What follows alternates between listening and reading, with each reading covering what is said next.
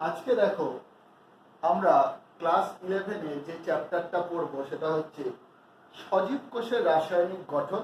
তার একটা পার্ট হচ্ছে উৎসেচক। উৎসেচক কথাটার সঙ্গে তোমরা সবাই পরিচিত। তোমরা ক্লাস 9-এ পড়েছিলে যে খাদ্য পরিপাক যেখানে হয় সেখানে দেখেছিলে বিভিন্ন উৎসেচক কাজ করছে। আজকে সেই উৎসেচকেরই সম্পর্কে ডিটেলসে আমরা জানবো, তার ধর্ম কি, সেই উৎসেচক কিভাবে কাজ করে। তো আমরা প্রথমে চলে আসি উৎসেচকের বিভিন্ন ধর্মগুলো। প্রথম দেখো, উৎসেচকের ধর্মের প্রথম 1 নম্বর পয়েন্টে লেখা আছে সুনির্দিষ্টতা। নামের মধ্যেই মানে আছে সুনির্দিষ্টতা, অর্থাৎ উৎসেচক নির্দিষ্ট বা সুনির্দিষ্ট সাবস্ট্রেটের উপর কাজ করে। সাবস্ট্রেট কি দেখো, তোমরা ক্লাস 9-এ পড়েছিলে ফ্যাট। ফ্যাটের ওপর কাজ করে যে উৎসেচকটা, তার নাম কি দেখো, লাইপেজ। লাইপেজ ফ্যাটকে ভেঙে কি তৈরি করে, ফ্যাটি অ্যাসিড আর গ্লিসারল। তাহলে এই উৎসেচক যে বস্তুর ওপর কাজ করে সেই বস্তুটাকে আমরা বলি বিক্রিয়ক বা সাবস্ট্রেট। সাবস্ট্রেট বা বিক্রিয়ক, একে সংক্ষেপে এস দিয়ে লেখা হয়। আর দেখো ফ্যাটকে ভেঙে কি করলো, ফ্যাটি অ্যাসিড আর গ্লিসারল, এই যে দুটো পদার্থ উৎপন্ন হলো, একে কি হলো, বিক্রিয়ার ফলে উৎপন্ন হলো। ওই জন্য একে আমরা বলি বিক্রিয়াজাত পদার্থ বা বিক্রিয়া লব্ধ পদার্থ, একে সংক্ষেপে লেখা হয় পি দিয়ে। তাহলে সাবস্ট্রেট কি ক্লিয়ার হলো, উৎসেচক যে বস্তুর ওপর কাজ করে তাকে বলে সাবস্ট্রেট। সাবস্ট্রেট ভেঙে গিয়ে যেটা তৈরি হয় তাকে বলা হয় বিক্রিয়াজাত পদার্থ বা বিক্রিয়া লব্ধ পদার্থ। তো আমাদের ফার্স্ট যে পয়েন্টটা, উৎসেচক সবসময় নির্দিষ্ট সাবস্ট্রেটের ওপরই কাজ করে। তোমরা জানো দেখো লাইপেজ ফ্যাটের ওপর কাজ করে, লাইপেজ কিন্তু প্রোটিনের ওপর কাজ করতে পারবে না, লাইপেজ কিন্তু শর্করার ওপরে কাজ করতে পারবে না। আবার দেখো সুক্রেজ সুক্রোজের ওপরই কাজ করে। সুক্রেজ উৎসেচক কিন্তু ফ্যাটের ওপর কাজ করতে পারবে না, সুক্রেজ উৎসেচক কিন্তু প্রোটিনের ওপর কাজ করতে পারবে না, সুক্রেজ উৎসেচক কিন্তু অন্য কোনো শর্করা যেমন ধরো মল্টোজের ওপর কাজ করতে পারবে না। অর্থাৎ আমরা কি বুঝতে পারছি এখান থেকে, প্রত্যেকটা উৎসেচক একটা নির্দিষ্ট সাবস্ট্রেটের ওপরই কাজ করে, নির্দিষ্ট বিক্রিয়কের ওপরই কাজ করে, অন্য কোনো বিক্রিয়কের ওপর কাজ করতে পারে না। এইটাকেই বলা হয় উৎসেচকের সুনির্দিষ্টতা ধর্ম। কেন এরকম হয় দেখো, এখানে একটা উৎসেচকের ছবি আছে, দেখো লাইপেজ, এই যে তলায় লাইপেজ লেখা আছে, তার মানে এই উৎসেচকটা যেটা দেখতে পাচ্ছ, এই যে ডট ডট দিয়ে দিয়েছি, এটা হচ্ছে লাইপেজ উৎসেচক। এর দেখো একটা এরকম ভাঁজ কাটা জায়গা আছে, এই জায়গাটাকে বলা হয় উৎসেচকের সক্রিয় কেন্দ্র। কি বললাম, উৎসেচকের সক্রিয় কেন্দ্র। ওই সক্রিয় কেন্দ্রে এসেই বিক্রিয়কের অণু যুক্ত হয়। এবার ভালো করে খেয়াল করো, এটা যদি লাইপেজ উৎসেচক হয়, আর এখানে দেখো দুটো বিক্রিয়কের অণু আমি এঁকে রেখেছি। একটা হচ্ছে দেখো এই গোল দেখতে, এটা হচ্ছে সুক্রোজের অণু, আর এটা হচ্ছে ফ্যাটের অণু। দেখে বলো তো এই দুটো অণুর মধ্যে কোনটা এই সক্রিয় স্থানে যুক্ত হতে পারবে, গোল সুক্রোজের অণুটা নিশ্চয়ই যুক্ত হতে পারবে না। তাহলে এই উৎসেচকের সক্রিয় কেন্দ্রের ঠিক বিপরীত গঠন থাকবে, অর্থাৎ পরিপূরক গঠন থাকবে যে বিক্রিয়কের, সেই বিক্রিয়কই একমাত্র উৎসেচকের সক্রিয় কেন্দ্রে যুক্ত হতে পারে। ওই জন্য উৎসেচক নির্দিষ্ট সাবস্ট্রেটের উপর কাজ করতে পারে। দেখো এখানে এই লাইপেজ উৎসেচকের সক্রিয় কেন্দ্রটা এমন, এখানে একমাত্র ফ্যাটের অণুটা এসেই আটকাতে পারবে। তাহলে ফ্যাটের অণুটা এসে আটকালে দেখো কিরকম দেখতে লাগবে, এরকম দেখতে লাগবে। এবার দেখো তাহলে কি হলো, দেখো এখানে উৎসেচক আর বিক্রিয়ক পরস্পর যুক্ত হয়ে গেছে, উৎসেচক আর বিক্রিয়ক পরস্পর যুক্ত হয়ে গেছে, একে বলা হয় উৎসেচক সাবস্ট্রেট যৌগ, পিএস যৌগ। এরপর কি হয় দেখো, এরপর এই যে ফ্যাটের অণুটা আটকে ছিল, ফ্যাটের অণুটা এরকম ভেঙে দুভাগ হয়ে গেল, অর্থাৎ একটা ফ্যাটি অ্যাসিড তৈরি করলো, একটা গ্লিসারল তৈরি করলো, আর উৎসেচকটা আগের মতন অপরিবর্তিত থাকবে। তাহলে বুঝতে পারলে কেন উৎসেচক সব বস্তুর সঙ্গে যুক্ত হতে পারে না। উৎসেচকের সক্রিয় কেন্দ্রের পরিপূরক হবে যে অণুগুলো, একমাত্র সেই সাবস্ট্রেটের ওপরই উৎসেচক কাজ করতে পারবে। 2 নম্বর পয়েন্ট, 2 নম্বর পয়েন্ট আছে অনুঘটকীয় ধর্ম, অর্থাৎ উৎসেচক দেখো এই যে বিক্রিয়া হয়ে গেল, বিক্রিয়ার পরে এই তোমার যেটা ছিল হচ্ছে সাবস্ট্রেট বা বিক্রিয়ক, সেটা দেখো চেঞ্জ হয়ে গেল, বিক্রিয়াজাত পদার্থ বা বিক্রিয়া লব্ধ পদার্থ তৈরি করলো, কিন্তু উৎসেচকটা অপরিবর্তিত থাকে। উৎসেচক বিক্রিয়ার বেগকে বাড়ায়, কিন্তু বিক্রিয়ার শেষে দেখো নিজে অপরিবর্তিত থাকে, তাই জন্য একে বলা হয় অনুঘটকের মতো কাজ করে। 3 নম্বর দেখো বিক্রিয়কের ঘনত্ব। বিক্রিয়কের ঘনত্বের সঙ্গে উৎসেচকের সম্পর্ক ভালো করে খেয়াল করো। এখানে এই নিচের দিকে যে গ্রাফটা আঁকা রয়েছে, নিচের দিকের দাগটা হচ্ছে বিক্রিয়কের ঘনত্ব, আর এই উপরের দিকের দাগটা হচ্ছে উৎসেচকের ক্রিয়া। খুব ভালো করে খেয়াল করো, দেখো বিক্রিয়কের ঘনত্ব যখন ধরো এখানে রয়েছে 1, তখন উৎসেচকের ক্রিয়া কতটা হয়েছে? এতটা। বিক্রিয়কের ঘনত্ব যখন হয়েছে 2, উৎসেচকের ক্রিয়া দেখো চলে এসছে এখানে। বিক্রিয়কের ঘনত্ব যখন 3, তখন দেখো উৎসেচকের ক্রিয়া চলে এসছে এখানে। বিক্রিয়কের ঘনত্ব যখন 4, তখন উৎসেচকের ক্রিয়া দেখো আরো বেড়েছে। কিন্তু বিক্রিয়কের ক্রিয়া 5 যখন, তখন দেখো উৎসেচকের ক্রিয়া কিন্তু আর বাড়েনি। বিক্রিয়কের ক্রিয়া 6 যখন, বিক্রিয়কের ঘনত্ব যখন 6, উৎসেচকের ক্রিয়া আর বাড়েনি। তাহলে এর থেকে এই গ্রাফটা থেকে আমরা কি বুঝতে পারছি? যে বিক্রিয়কের ঘনত্ব বাড়ার সঙ্গে সঙ্গে যত ঘনত্ব বাড়ছে, উৎসেচকের ক্রিয়াও তত বাড়ছে একটা নির্দিষ্ট বিন্দু পর্যন্ত।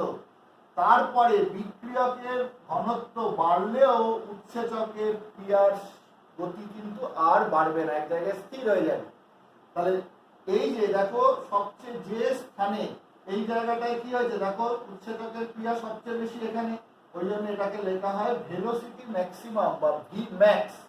আর দেখো উৎসেচকের ক্রিয়া এখানে ম্যাক্সিমাম হয়েছে, এখানে সবচেয়ে কম, তাহলে মাঝামাঝি কোনটা? হাফ হচ্ছে এই জায়গাটায়, এটাকে লেখা হয় হাফ ভি ম্যাক্স, অর্থাৎ উৎসেচকের ক্রিয়ার গতিবেগ এখানে অর্ধেক।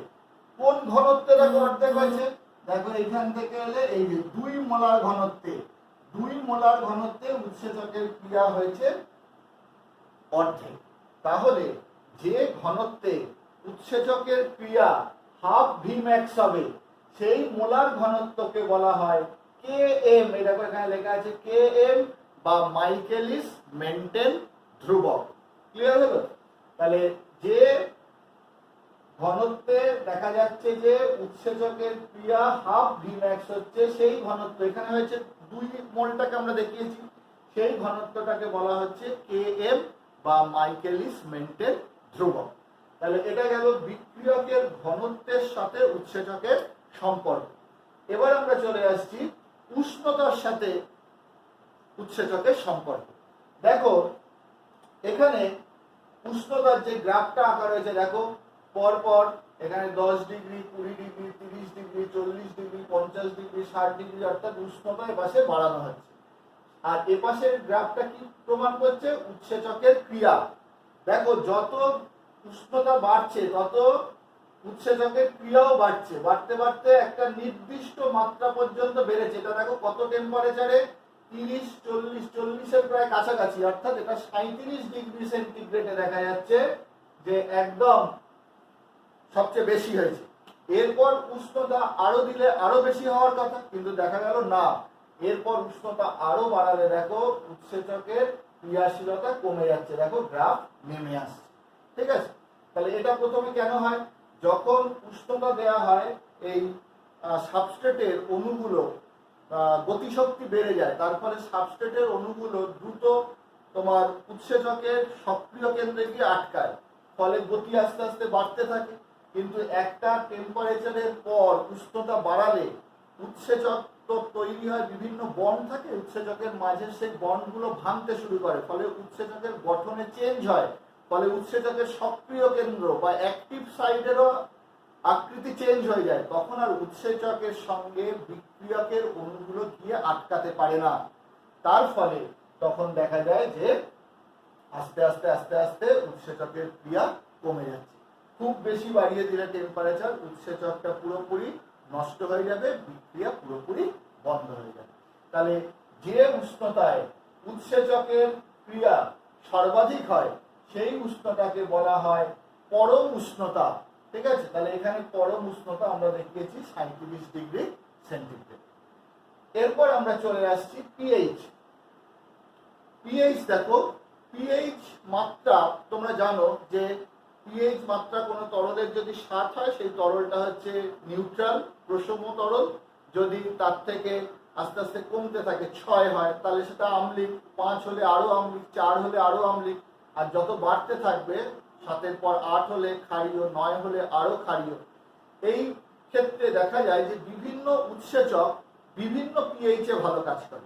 যেমন ধরো পেপসিন, তোমরা জানো পাকস্থলী থেকে ক্ষরিত হয়, আগে HCl ক্ষরিত হয়, সেই মাধ্যমটাকে অ্যাসিডিক করে দেয় যাতে পেপসিন কাজ করতে পারে। কারণ পেপসিন 1.2 থেকে 1.8 এই পিএইচ এর মধ্যে ভালো কাজ করে। যদি এর পিএইচ মাত্রা বেশি থাকে তাহলে কিন্তু পেপসিন আর কাজ করতে পারবে না। ঠিক তেমনি ট্রিপসিন কোথা থেকে ক্ষরিত হয়? অগ্ন্যাশয় থেকে, এসে কোথায় পড়ে? ডিওডিনামে। এই ট্রিপসিন কাজ করার জন্য 8.3 থেকে 8.8 পিএইচ মাত্রা দরকার, অর্থাৎ ক্ষারীয় মাধ্যমে ভালো কাজ করে। আবার লালা গ্রন্থির লালারসে যে অ্যামাইলেজ থাকে, স্যালাইভারি অ্যামাইলেজ, এই অ্যামাইলেজের যে অ্যামাইলেজটা 6.8 এই পিএইচ মাত্রায় ভালো কাজ করতে পারে। তাহলে দেখো এক একটা উৎসেচকের পিএইচ মাত্রা এক একটাই ভালো কাজ করে। অর্থাৎ পেপসিনের পরম পিএইচ 1.2 থেকে 1.8, ট্রিপসিনের পরম পিএইচ 8.3 থেকে 8.8, আবার অ্যামাইলেজের পরম পিএইচ 6.8। এখানে আমরা একটা গ্রাফের মাধ্যমে দেখো বোঝাচ্ছি। এখানে 6.8 দেখো পরম পিএইচ নিয়েছি, অর্থাৎ আমরা এটা অ্যামাইলেজের গ্রাফ আঁকছি। দেখো আস্তে আস্তে পিএইচ মাত্রা বাড়ানো হচ্ছে, যত এনজাইমের ক্রিয়াও বাড়ছে, বাড়তে বাড়তে একটা নির্দিষ্ট পিএইচ অর্থাৎ 6.8 পিএইচে দেখো উৎসেচকের ক্রিয়া কি হয়েছে, দেখো সব থেকে বেশি হয়েছে, সর্বাধিক হয়েছে। এরপর পিএইচ মাত্রা যত আরো বাড়িয়ে দেওয়া হচ্ছে দেখো উৎসেচকের ক্রিয়া আরো কমে গেছে। তাহলে পিএইচ মাত্রাও দেখো উৎসেচকের ক্রিয়াকে আমরা দেখলাম কিভাবে প্রভাবিত করে।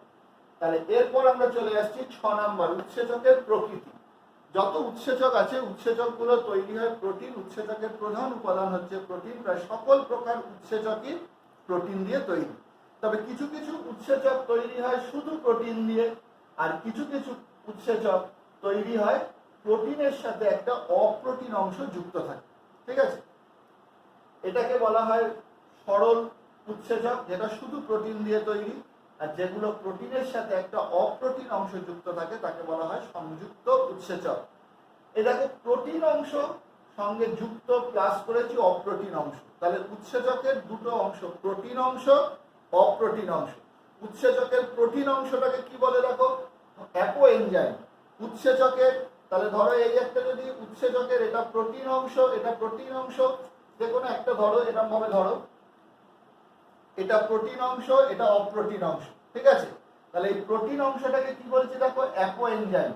আর এই অপ্রোটিন অংশটাকে কি বলছি দেখো? কোফ্যাক্টর।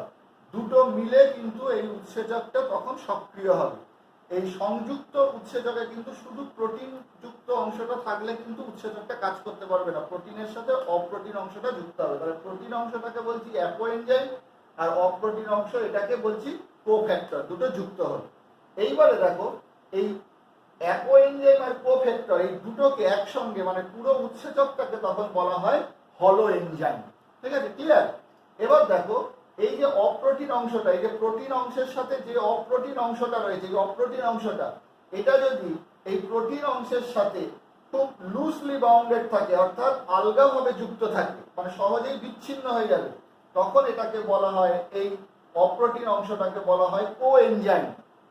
আর যদি এই প্রোটিন অংশটার সময় এর সঙ্গে এই অপ্রোটিন অংশটা খুব মানে দৃঢ়ভাবে যুক্ত থাকে, তখন এই অপ্রোটিন অংশটাকে বলা হয় প্রস্থেটিক গ্রুপ। অর্থাৎ দেখো একটা প্রোটিন অংশ, একটা অপ্রোটিন অংশ, প্রোটিন অংশকে বলছি অ্যাপো এনজাইম, অপ্রোটিন অংশকে বলছি কোফ্যাক্টর, দুটোকে একসঙ্গে বলা হচ্ছে হলো এনজাইম। কোফ্যাক্টর যদি এই প্রোটিন অংশের সাথে হালকাভাবে যুক্ত থাকে, আলগাভাবে যুক্ত থাকে, তখন তাকে বলা হয় কোএনজাইম। এই কোফ্যাক্টরটাকে তখন বলা হয় কোএনজাইম। আর কোফ্যাক্টরটা যদি প্রোটিন অংশের সাথে দৃঢ়ভাবে যুক্ত থাকে, তখন সেই কোফ্যাক্টরেরকেই বলা হয় প্রস্থেটিক গ্রুপ। তাহলে উৎসেচকের প্রকৃতি আমরা দেখলাম। এরপর 7 নম্বরে দেখো আছে উভমুখিতা, অর্থাৎ উৎসেচক দেখো যেমন ফ্যাট কে লাইপেজ এই উৎসেচকটা ভেঙে ফ্যাটি অ্যাসিড আর গ্লিসারলে পরিণত করছে, তেমনি ফ্যাটি অ্যাসিড আর গ্লিসারলকে জুড়ে দিয়েও আবার ফ্যাটে পরিণত করতে পারে। ফ্যাটি অ্যাসিড এবং গ্লিসারলকে জুড়ে দিয়েও ফ্যাটে পরিণত করতে পারে, অর্থাৎ উৎসেচক উভয় মুখেই কাজ করে। এরপর দেখো আছে উৎসেচকের ক্রিয়াশীলতা, 8 নম্বর পয়েন্ট। অর্থাৎ এখানে আমরা বলবো খুব সামান্য পরিমাণ উৎসেচক অনেকটা বিক্রিয়ককে বিক্রিয়াজাত পদার্থে পরিণত করতে পারে। অনেকটা বিক্রিয়ককে খুব সামান্য পরিমাণ উৎসেচকই পরিবর্তিত করতে পারে বিক্রিয়াজাত পদার্থ বা বিক্রিয়ালব্ধ পদার্থ। 9 নম্বর দেখো কি আছে উৎপাদিত পদার্থের ঘনত্ব, অর্থাৎ এই যে দেখো ফ্যাট এটা বিক্রিয়ক, উৎপাদিত পদার্থ প্রোডাক্ট কি ফ্যাটি অ্যাসিড গ্লিসারল। অনেকক্ষণ ধরে বিক্রিয়া চললে দেখা যায় যে ফ্যাটি অ্যাসিড এবং গ্লিসারলের পরিমাণ অনেক বেড়ে যায়। তখন যদি দেখা যায় যে বিক্রিয়কের থেকে বিক্রিয়াজাত পদার্থ অনেক বেড়ে গেছে, তখন কি হয় বিক্রিয়াটার গতি কমে যায় এবং উল্টো দিকে বিক্রিয়া হতে থাকে। এটাকেই বলা হচ্ছে, অর্থাৎ এই উৎপাদিত পদার্থের পরিমাণ কতটা, ঘনত্ব কতটা, তার উপরও কিন্তু উৎসেচকের ক্রিয়া নির্ভর করে। আর 10 আর 11 দুটো পয়েন্ট আছে দেখো, আবিষ্টকের উপস্থিতি, প্রতিরোধকের উপস্থিতি। আবিষ্টক কি, প্রতিরোধক কি? দেখো এই একটা উৎসেচকের ছবি আমরা এঁকেছি, এর এই ভাঁজটা হচ্ছে সক্রিয় কেন্দ্র। এই সক্রিয় কেন্দ্র ভাঁজটা ছাড়াও দেখো এই উৎসেচকটার আর একটা কিন্তু ভাঁজ অংশ রয়েছে, দেখতে পাচ্ছ? এইটার নাম কি লিখেছি? নিয়ন্ত্রক কেন্দ্র। ঠিক আছে, এই নিয়ন্ত্রক কেন্দ্রে কোনো পদার্থের অণু এসে আটকালে উৎসেচকের সক্রিয় কেন্দ্রের আকৃতির চেঞ্জ হয়। ভালো করে খেয়াল করো, এটা যদি ফ্যাটের একটা অণু হয়, এটা যদি লাইপেজ উৎসেচক হয়, এই লাইপেজ উৎসেচকের সঙ্গে ফ্যাটের অণুটা কি এখানে সক্রিয় কেন্দ্রে এসে আটকাতে পারছে না। কেন না? এর গঠনটা এর গঠনের সঙ্গে মিলছে না। এবারে একটা পদার্থের অণু, যেটাকে দেখো এই অণুটা এসে এই নিয়ন্ত্রক কেন্দ্রে আটকে গেল। ভালো করে দেখো, এই নিয়ন্ত্রক কেন্দ্রে এই পদার্থের অণুটা এসে আটকে গেলে কি বলেছিলাম? নিয়ন্ত্রক কেন্দ্রে কোনো পদার্থের অণু আটকালে উৎসেচকের সক্রিয় কেন্দ্রের গঠনে পরিবর্তন হবে। সক্রিয় কেন্দ্রের গঠনে দেখো এমন ভাবে পরিবর্তন হলো, এরম ভাবে। তাহলে এবার কি দেখো, এই ফ্যাটের অণুটা এখানে এসে আটকাতে পারবে। ফ্যাটের অণুটা এসে যেই আটকাবে এরকম গঠন পাবে, সেখান থেকে ফ্যাটি অ্যাসিড গ্লিসারল তৈরি হয়ে যাবে। তাহলে এই পদার্থটা কি করলো? বিক্রিয়াকে ত্বরান্বিত করলো, বিক্রিয়ার গতিকে বাড়িয়ে দিল। ওই জন্য এই পদার্থটাকে বলা হয় আবিষ্টক। যে পদার্থগুলো উৎসেচকের নিয়ন্ত্রক কেন্দ্রে, এর আর একটা নাম হচ্ছে অ্যালোস্টেরিক কেন্দ্র, যুক্ত হয়ে উৎসেচকের বিক্রিয়ার হার বাড়িয়ে দেয়, তাকে আমরা বলবো আবিষ্টক। আর একটা হচ্ছে প্রতিরোধক। দেখো 11 নম্বর পয়েন্ট আছে প্রতিরোধকের উপস্থিতি। প্রতিরোধকে দেখো এইখানে এই নিয়ন্ত্রককে দেখো, এখানে ফ্যাটের অণুটা কিন্তু এখানে আটকাতে পারছে সক্রিয় কেন্দ্রে, তাই তো? কিন্তু এই ফ্যাটের অণুটা এই সক্রিয় কেন্দ্রে আটকানোর আগেই একটা পদার্থের অণু দেখো এই যে রয়েছে, যেটা এখানে, এটা এসে এই নিয়ন্ত্রক কেন্দ্রে আটকে গেল। নিয়ন্ত্রক কেন্দ্রে যেই আটকে যাবে, সঙ্গে সঙ্গে কি হবে? উৎসেচকের সক্রিয় কেন্দ্রের গঠন পরিবর্তন হবে। দেখো গঠনটা পরিবর্তন হয়ে এরকম হয়ে যাবে। তাহলে আর কি আটকাতে পারবে? আর এই লাইপেজ উৎসেচকের সঙ্গে কি ফ্যাটের অণু আটকাতে পারবে না, কারণ গঠনটা পরিপূরক হচ্ছে না। তারপরে কি হবে? বিক্রিয়া বন্ধ হয়ে যাবে, বিক্রিয়ার গতি কমে যাবে। তখন এই পদার্থটাকে বলা হবে প্রতিরোধক, যে বিক্রিয়ার হারকে কমিয়ে দিচ্ছে বা বন্ধ করে দিচ্ছে। ঠিক আছে, তাহলে এই হলো তোমাদের উৎসেচকের ধর্ম। তাই উৎসেচকের এতগুলো ধর্ম পড়লে দেখো ভালো করে। এবারে উৎসেচক দেখো কোথায় তৈরি হয়? সমস্ত দেহের সজীব কোষে তৈরি হয়। উৎসেচকের তোমার দেখো নির্দিষ্ট বিক্রিয়কের ওপর কাজ করে। উৎসেচক বিক্রিয়া শেষে কি হয়? অপরিবর্তিত থাকে। উৎসেচক কি দিয়ে তৈরি? প্রোটিন দিয়ে তৈরি। তাহলে কেউ যদি বলে উৎসেচক কাকে বলে, এই পয়েন্টগুলো যোগ করে দিয়ে তুমি উৎসেচকের সংজ্ঞা বানিয়ে দিতে পারবে। তাহলে কি বলবে? এটা জীবদেহে তৈরি হয় একটা রাসায়নিক পদার্থ। তাহলে প্রতিটি সজীব কোষে উৎপন্ন